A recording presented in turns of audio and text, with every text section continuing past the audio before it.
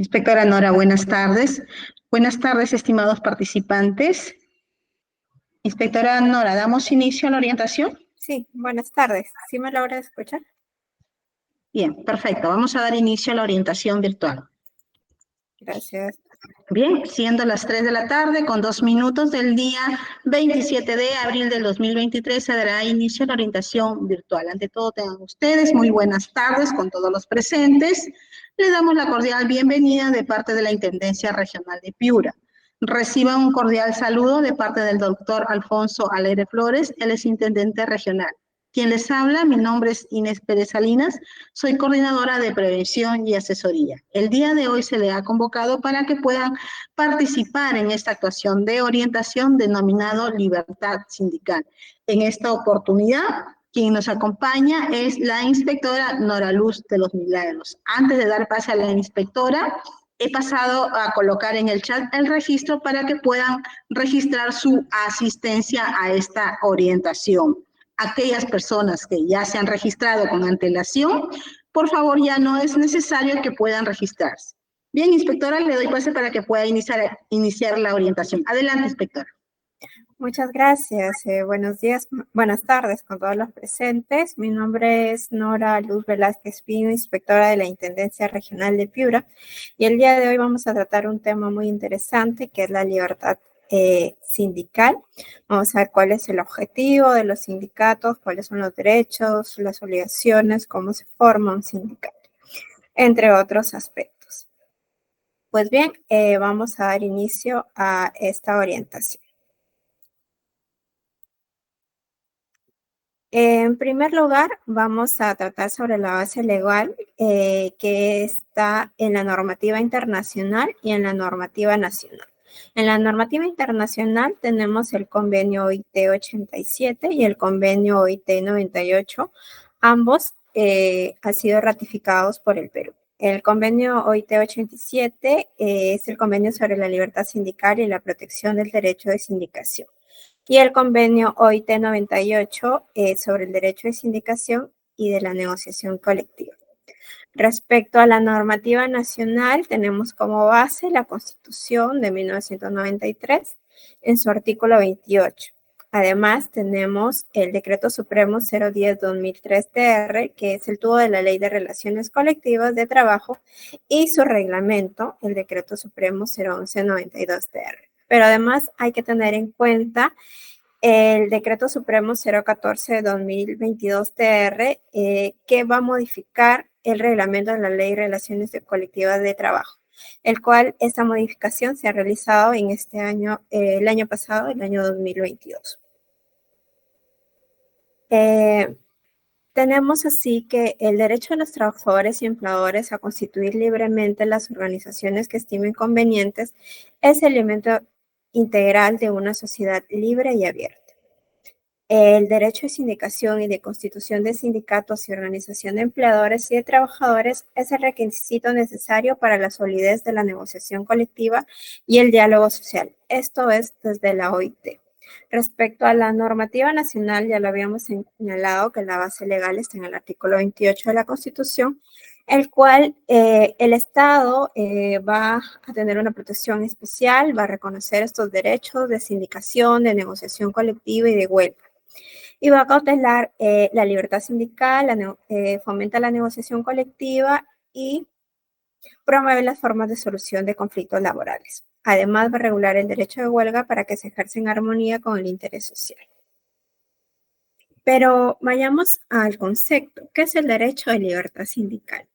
Es la facultad con la que cuentan los trabajadores para crear, organizarse, afiliarse o desafiliarse a sindicatos, federaciones o confederaciones libremente y sin injerencia de otros trabajadores, el Estado o de los empleadores, y es considerada como un derecho humano básico. Entonces, tenemos que todo trabajador es libre de afiliarse a un sindicato.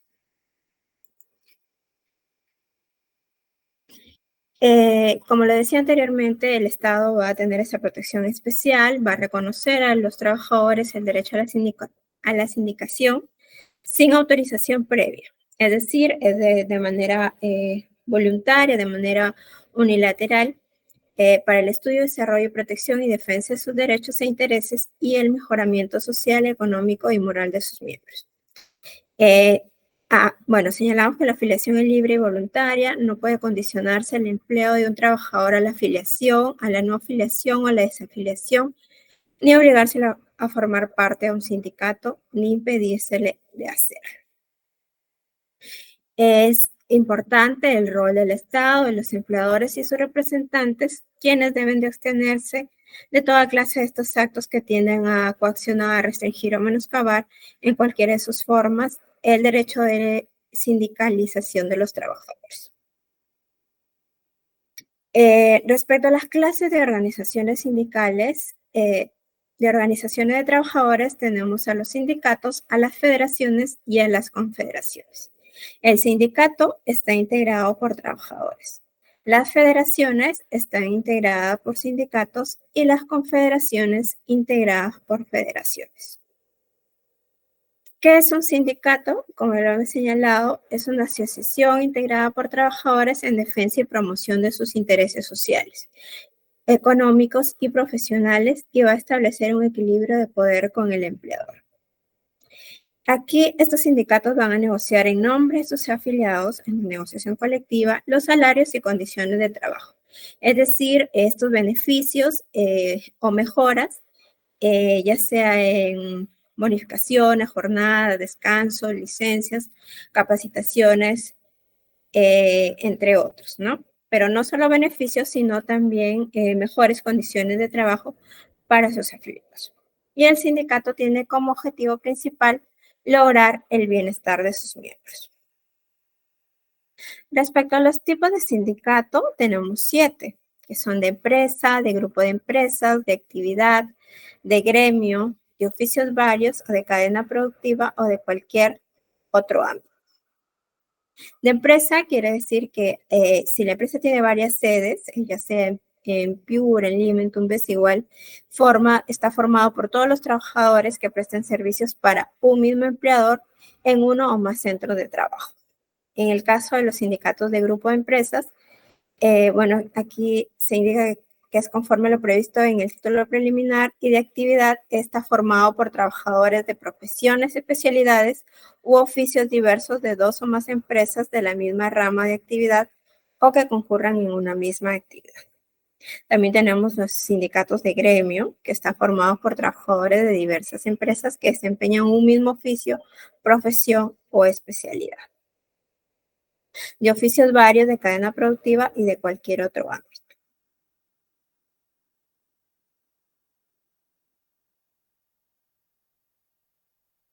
Respecto al ámbito de acción, tenemos que señalar que los sindicatos se pueden organizar con alcance afiliados en una local, regional y nacional. Va a ejercer esta sección sindical, va a ejercer representación al interior del centro de trabajo y estará a cargo de 2 delegados elegidos en asamblea general. Tener en cuenta que no podrá constituirse más de una sección sindical por cada centro de trabajo y por cada organización. La relación de sección sindical con su organización sindical está regulado por el estatuto de esta última y no puede asumir los fines y funciones de la organización sindical, salvo por delegación expresa. ¿Qué se requiere para ser miembro de un sindicato? Se requiere ser trabajador de la empresa, actividad, profesión o oficio que corresponda según el tipo de sindicato. Tener en cuenta que no puede formar parte del personal de dirección o desempeñar cargo de confianza del empleador, salvo que el estatuto expresamente lo admita. Y no estar afiliado a otro sindicato del mismo ámbito. Se debe tener en cuenta que la calidad de miembro de un sindicato es inherente a la persona y no podrá ser transferida, transmitida ni delegada por ningún motivo. La pregunta es si los trabajadores en periodo de prueba también pueden afiliarse a un sindicato. Sí, sí podrán afiliarse a un sindicato sin menoscabo de los derechos y obligaciones que durante dicho periodo les corresponde ejercer a las partes respecto a la relación laboral. Respecto a la Constitución, para el número mínimo de miembros, por lo menos debe ser de 20 trabajadores, si se trata de un sindicato de empresa. Y si es otro tipo de sindicato, debe ser 50 trabajadores como mínimo, tratando de sindicatos de otra naturaleza. Entonces, para que se constituya un sindicato de empresa, el mínimo de trabajadores afiliados debe ser de 20. Respecto a la asamblea de constitución, la constitución de un sindicato será en una asamblea, se va a aprobar el estatuto, eligiéndose la junta directiva, todo lo cual se va a constar en el acta, refrendada por notario público o a falta de este por el juez de paz de la localidad, con indicación del lugar, fecha y nómina de asistentes. Respecto a su inscripción en el registro, el sindicato debe inscribirse en el registro correspondiente a cargo de la autoridad de trabajo y señalar que el registro es un acto formal, no constitutivo y no puede ser denegado, salvo cuando no se cumpla con los requisitos establecidos por la norma. Respecto a los delegados, si en la empresa su número de trabajadores no alcancen al requerido para constituir un sindicato, sí pueden elegir a 2 delegados que lo representen ante su empleador y ante la autoridad de trabajo.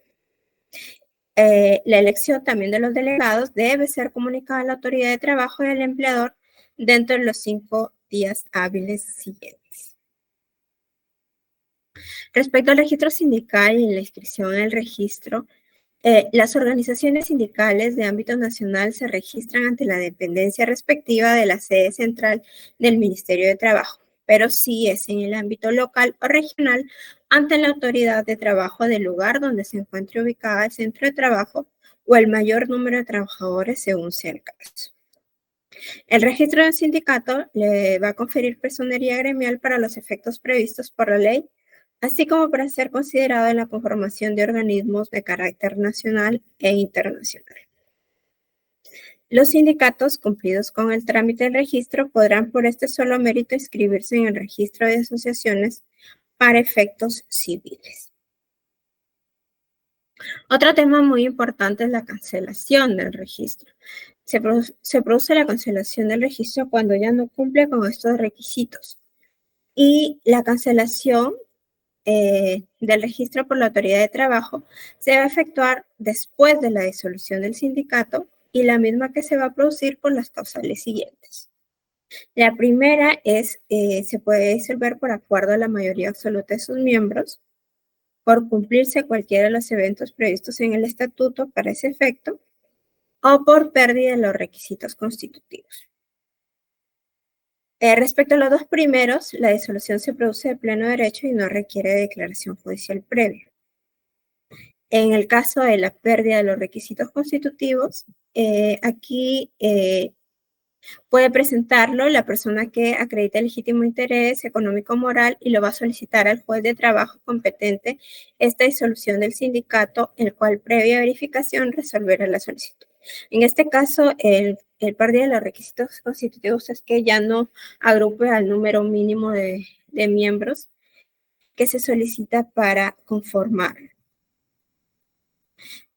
Por el solo mérito de la sentencia consentida ejecutoriada que exponga la disolución del sindicato, se va a efectuar la cancelación del registro. Entonces, tener en cuenta cuáles son estas causales para la cancelación del registro.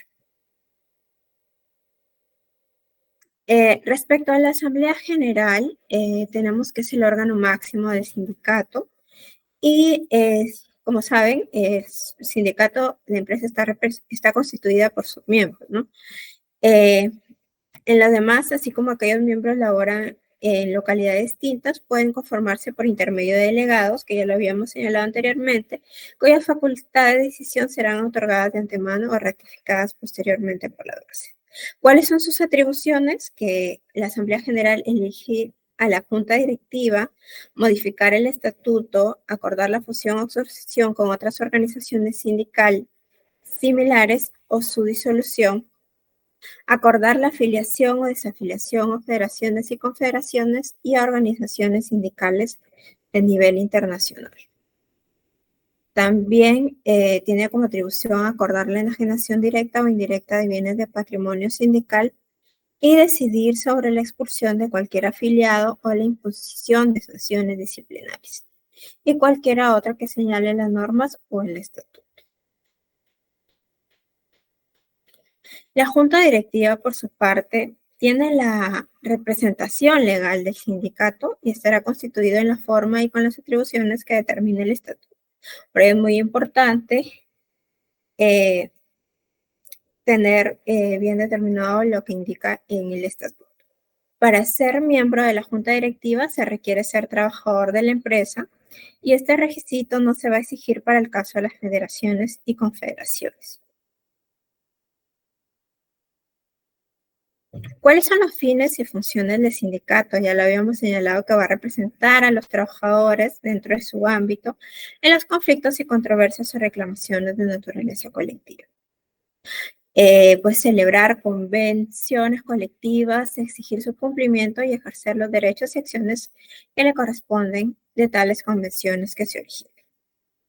También puede representar o defender a sus miembros en las controversias o reclamaciones, sea de carácter individual. Aquí sí hay que tener en cuenta la salvedad de que el trabajador accione directamente en forma voluntaria o por mandato de ley, en el cual el sindicato sí pueda actuar, pero en calidad de asesor. Otro de los fines es promover la creación y fomentar el desarrollo de cooperativas, cajas, fondos y en general organismos de auxilio y promoción social de sus miembros y promover el mejoramiento cultural, la educación general, técnica y gremial de sus miembros. En general, todos los que no estén reñidos en sus fines esenciales ni con las leyes. Pero así como tiene estas fines y funciones, también tiene obligaciones. Entonces, el sindicato también debe observar sus normas institucionales con sujeción a las leyes y a las normas que lo regulan. Debe también comunicar a la autoridad de trabajo la reforma de sus estatutos y llevar este libro de actos de registro de afiliación y contabilidad debidamente sellados por la autoridad de trabajo. Debe otorgar a sus dirigentes la credencial que los acredite como tales y asentar en el libro de actas las correspondientes asambleas y sesiones de la junta directiva, así como los acuerdos referentes a la misma y demás decisiones de interés general. Y los demás que señalen la ley y las normas que la regulan. Entonces, tener en cuenta también estas obligaciones que tiene el sindicato. Otro aspecto importante son los impedimentos de las organizaciones sindicales, que también deberán tener en cuenta, ¿no? Que es, no puede dedicarse institucionalmente de manera exclusiva a asuntos de política partidaria, sin menoscabo de las libertades que la Constitución y los convenios internacionales por el Perú le reconocen. Otro impedimento es coaccionar directa o indirectamente a los trabajadores a ingresar o retirarse de la organización sindical, salvo los casos de expulsión por causales previstas en el estatuto debidamente comprobadas. Aplicar fondos o bienes sociales a fines diversos de los que constituyen el objeto de la organización sindical o que no hayan sido debidamente autorizados en la forma prevista por la ley o por el estatuto.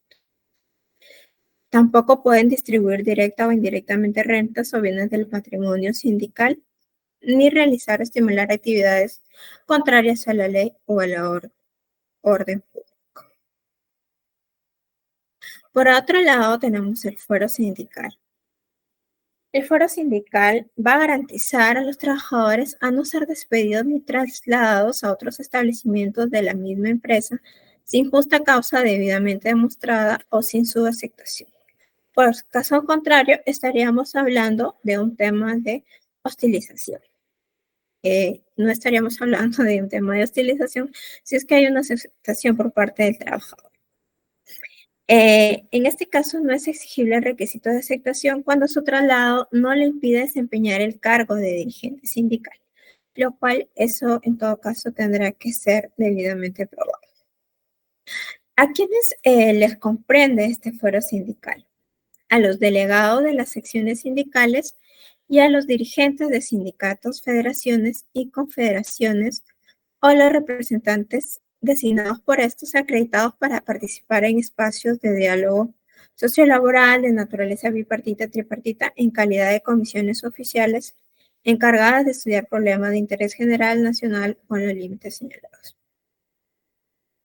Entonces, ya sabemos que tienen esta protección, este fuero sindical, que no pueden ser despedidos ni trasladados a otros establecimientos de la misma empresa, sin justa causa, ¿no? Y ya quienes están comprendidos y por qué se les da esta protección de fuero sindical.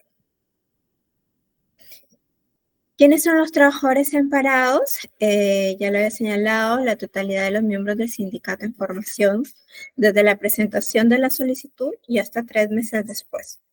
Los miembros de la junta directiva de los sindicatos, federaciones y confederaciones, así como los delegados de las secciones sindicales. En el marco de la negociación colectiva se podría ampliar el ámbito de protección del fuero sindical. También se encuentran amparados los dirigentes sindicales que representen a los trabajadores en la negociación colectiva hasta 3 meses después de culminada la misma. Los delegados de aquellas empresas donde el número de trabajadores no alcance el mínimo requerido para la constitución de sindicatos.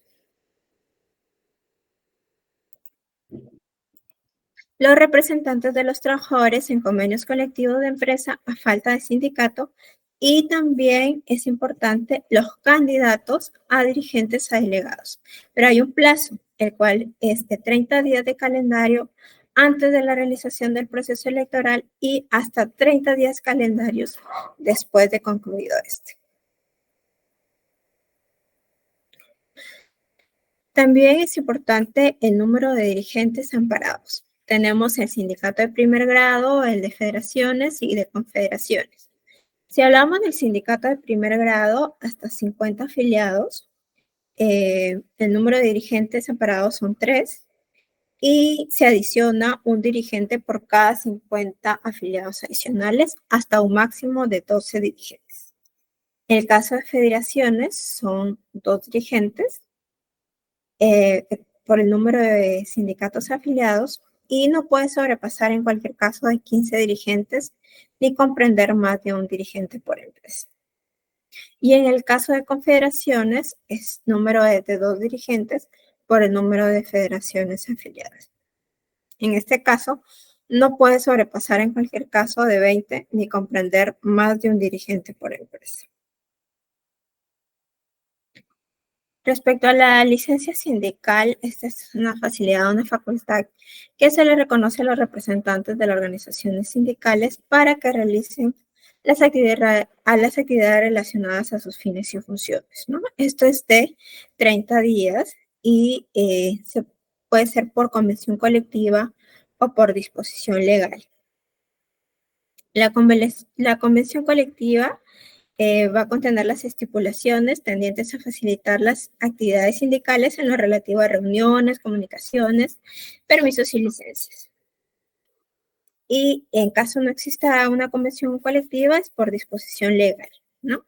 Aquí tener en cuenta que el empleador solo está obligado a concederles este permiso para asistencia de actividades de concurrencia obligatoria a los dirigentes que el reglamento señale hasta un límite de 30 días naturales por año calendario por dirigente. Ahora, ¿qué sucede si se excede de estos 30 días naturales, ¿no? El exceso va a ser considerado como licencia sin goce de remuneraciones y demás beneficios. Este límite no será aplicable cuando en el centro de trabajo exista costumbre o convenio colectivo más favorable.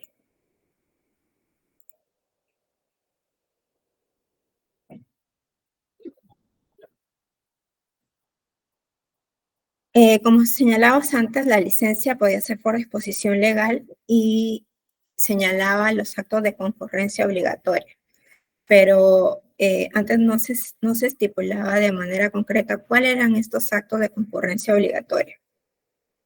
Estos son aquellos que son inherentes a la función de representación sindical, como los convocados por la autoridad judicial, policial o administrativa en ejercicio de sus funciones, los acordados por las partes en convenio colectiva o la participación en reuniones de organización sindical.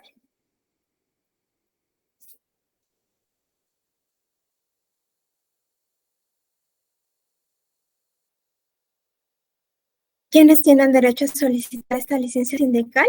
Bueno, esto ya está señalado también en la normativa. Si es un sindicato de primer grado, le corresponde al secretario general, al secretario adjunto, a quien haga sus veces, al secretario de defensa y secretario de organización.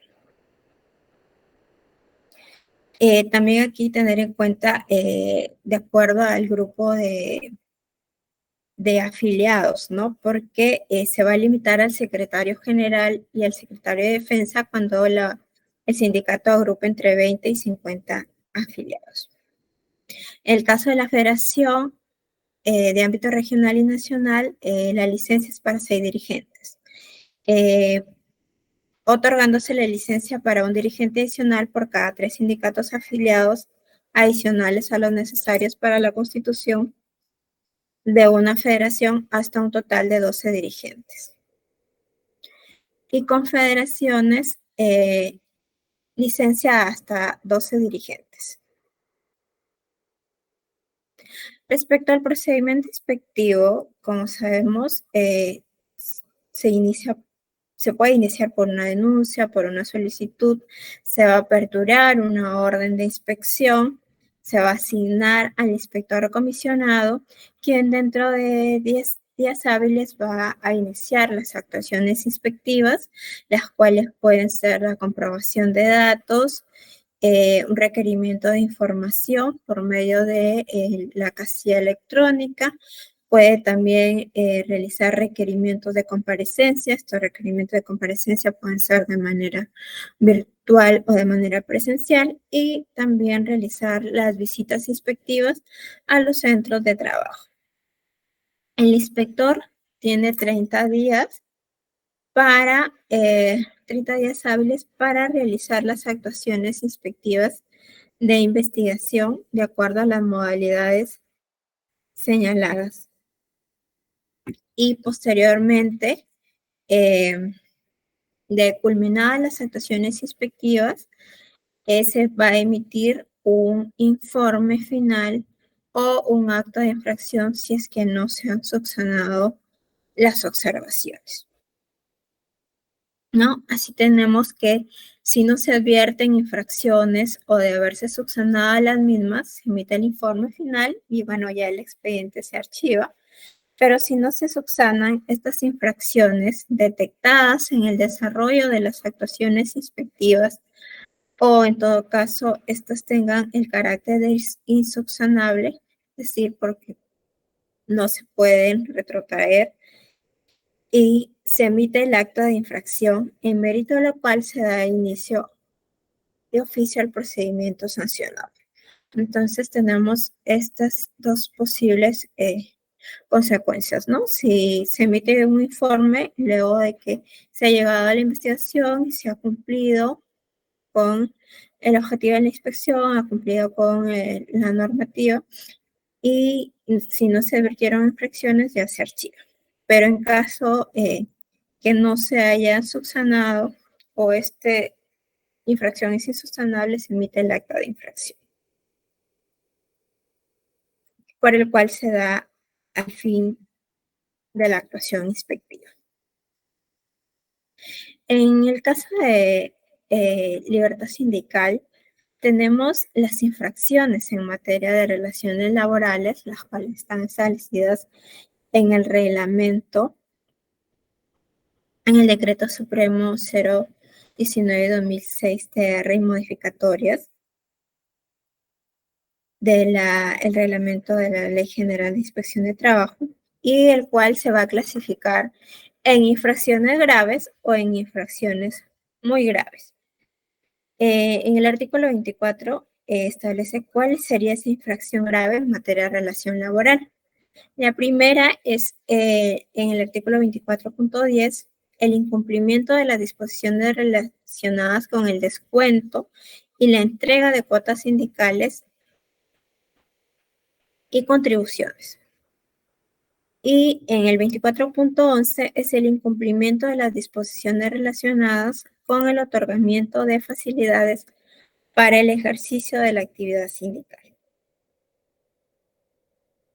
Entonces, si se observa que el empleador ha incurrido esta infracción grave, ya sea por incumplimiento con el descuento y la entrega de cuota sindical o por disposiciones relacionadas con el otorgamiento de facilidades para el ejercicio de la actividad sindical, entonces habrá una propuesta de una multa contra el empleado. Pero también está la clasificación de la infracción muy grave. En este caso, ¿cuándo se va a sancionar a la empresa? Cuando exista actos que afectan la libertad sindical del trabajador o de la organización de trabajadores, tales como aquellos que impidan la libre afiliación a una organización sindical, los que promuevan a la desafiliación de la misma e impidan la constitución de sindicatos, cuando se obstaculice la representación sindical o utilicen contratos de trabajo sujetos a modalidad para afectar la libertad sindical. La negociación colectiva y el ejercicio de los derechos de huelga o supuestos de intermediación laboral fraudulenta o cualquier otro acto de interferencia en la organización de sindicatos. También por transgresión a las garantías reconocidas a los trabajadores de sindicatos en formación a los candidatos a dirigentes sindicales y a los miembros de comisión negociadora. Entonces, en materia de relaciones laborales, esta es la tipificación y por el cual se multaría a la empresa, ya sea por una infracción grave o por una infracción muy grave. También hay que tener en cuenta los criterios normativos que han sido emitidos por SUNAFIL, el cual tenemos la resolución de superintendencias 237-2019 y la resolución de superintendencia 035-2021. La primera es en el cual el personal inspectivo tipifica el incumplimiento del otorgamiento de la licencia sindical como infracción grave en aplicación del numeral 24.11 del reglamento de la ley, como ya lo había señalado anteriormente, infracción grave 24.11. Y la resolución de superintendencia 035-2021 también trae este tema importante en el cual en el desarrollo de las actuaciones inspectivas el personal inspectivo puede considerar la participación de los trabajadores, sus representantes o de la organización sindical, preferentemente en los casos de materias complejas o que el trabajador afectado se encuentre sindicalizado, entre otros. Entonces, es una pauta, una directiva en la cual los inspectores, cuando exista de preferencia una denuncia de un trabajador sindicalizado, se considere la participación de los representantes de la organización sindical, ¿no? Y sobre todo si son materias complejas o el trabajador afectado se encuentre sindicalizado.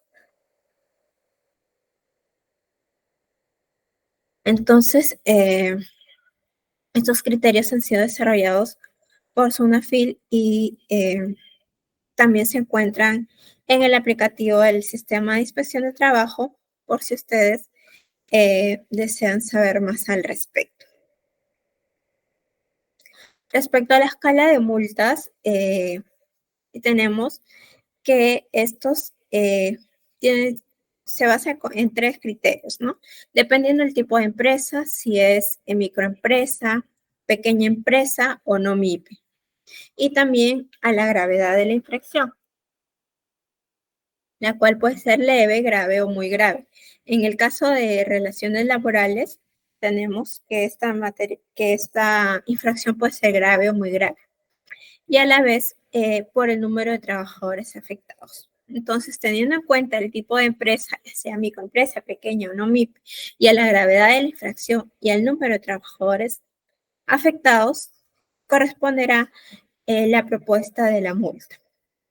En este caso está expresado en soles en base al porcentaje de la OIT.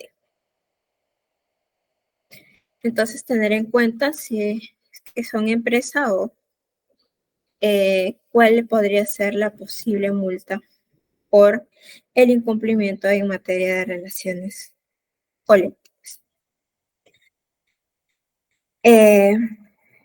Un tema adicional a ello es recordar la actualización de los datos de su casilla electrónica. Recordar que a través de la casilla electrónica se van a notificar ya sea los requerimientos de información o requerimientos de comparecencia al sujeto inspeccionado, a las empresas, y entonces tener actualizados estos datos, ya sea del correo electrónico o el número de celular, por cuanto ahí le va a llegar la alerta, ¿no? Hemos tenido muchos casos de que de repente no han actualizado estos datos, de repente ya no labora el trabajador, pero no actualizaron los nuevos datos de contacto del trabajador que se encarga de revisar esta casilla electrónica, y entonces no revisaron periódicamente la casilla electrónica y venció el plazo de repente para presentar la información. Entonces, tener en cuenta esta actualización de sus datos en la casilla electrónica. Otro aplicativo que se ha lanzado es Verifica tu Chamba, para corroborar si el empleador ha registrado al trabajador en planilla. Entonces, también tenerlo en cuenta. Eso es todo respecto a la orientación de libertad sindical, y estoy atento a las preguntas que consideren pertinentes. Muy buenas tardes. Gracias. Muy buenas tardes. Buenas tardes. Mi nombre es Robert Silvestre y soy representante del CONADIS, coordinador de CONADIS en la región Piura. Quería hacer una consulta al respecto de, al inicio, o si anualmente hay una fecha de inicio de los pactos colectivos, del pedido de los pactos colectivos, y si haya una fecha en el año que ya no se puede realizar. Tenía entendido en una primera información que he solicitado que podría ser hasta el 31 de junio. Quisiera saber sobre eso. Y otro que me quedaba un poco al inicio, que usted decía que los cargos, los funcionarios públicos de confianza también podían ser del sindicato. En una reunión sobre este tema de parte de funcionarios de la PSM me decía que había una modificación última en la que los funcionarios de confianza no podían ser del sindicato, salvo que sean de contrato indeterminado o permanente ya. Eso es esas dos cuestiones, ¿no? Pero primero es si hay fechas de inicio o final en el año para sí, respecto a la primera pregunta, no le entendí muy bien. ¿Plazo para iniciar el proceso ante el presidente o el jefe de pliego sobre un pacto colectivo del sindicato que esté pidiendo? ¿Pacto colectivo para un convenio colectivo? Exacto. ¿A eso se refiere? Pero sí, va a depender de cuándo ha vencido el convenio colectivo anterior, porque tiene un plazo. O sea, no hay fechas que digan de que solamente cada año se puede hacer hasta el 31. No, es que no es cada año, porque primero va a depender por cuánto tiempo fue el convenio colectivo. No, iniciar. Y luego, ya, para iniciar. Un pacto. Es claro, antes del vencimiento del convenio colectivo anterior. Hay un plazo, a eso se refiere. Y si no hubiera anteriormente... Porque no hay un plazo para que usted, o sea, de cada año no hay un plazo así como una lista para decir. Exacto. Perfecto, es que esa era mi duda, porque como le repito, de parte de la PCM, la semana pasada nos convocaron y me parece haber escuchado eso en esa... ¿Ya? No sé si... Respecto, no. Decía que tenían los que están en un sindicato y quieren iniciar, tienen plazo hasta el 31 de junio, que después se puede continuar, pero los que lleguen hasta el 31 de junio van a tener la posibilidad de una respuesta favorable, de ser el caso, a partir de enero del siguiente año. Entonces, por el manejo de esos tiempos para ver los resultados es la preocupación. Por eso, sencillamente. Muchísimas gracias. Ya. Lo que yo entiendo es, dependiendo del convenio colectivo anterior, si hay un plazo para que pueda ser presentado, pero no es que tenga una fecha en específico. Respecto a la segunda consulta, señalaba de que no podía formar parte del personal de dirección o desempeñar cargo de confianza del empleador para ser miembro de un sindicato si hay una salvedad, siempre y cuando el estatuto expresamente lo admite. Ahí está la salvedad. O sea, si bien no puede formar parte para ser miembro de un sindicato, personal de dirección o desempeñar cargo de confianza del empleador, sí lo puede ser siempre y cuando el estatuto lo establezca de manera expresa y así lo admite. ¿Ya? Correcto. Mientras si no está en el estatuto, no podría formar parte, no podría ser miembro de un sindicato. Correcto, ¿Ya? esa es la aclaración. Muy bien, muchas gracias. Gracias a usted.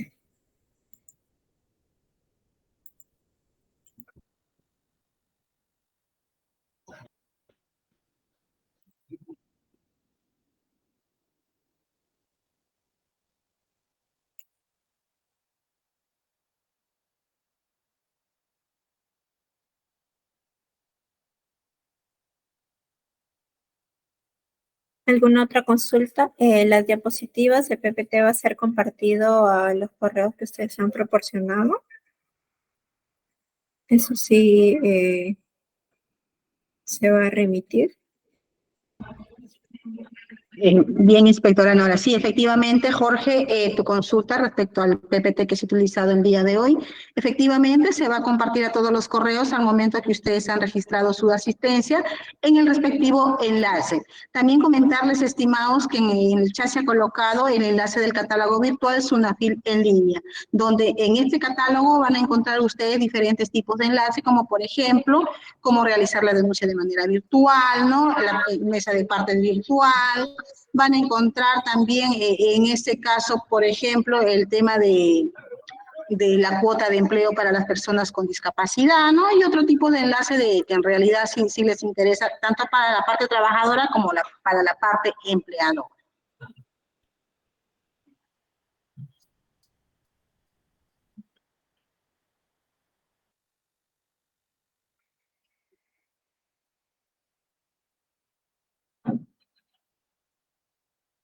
Gracias. Bien, bien, inspectora Nora, al no haber ninguna consulta adicional, agradecemos, inspectora, por su participación. A ustedes, señores participantes, muchas gracias. Será hasta una nueva oportunidad. Que tengan buen día, señores. Hasta luego. Hasta luego. Muchas gracias con todos los presentes. Buenas tardes.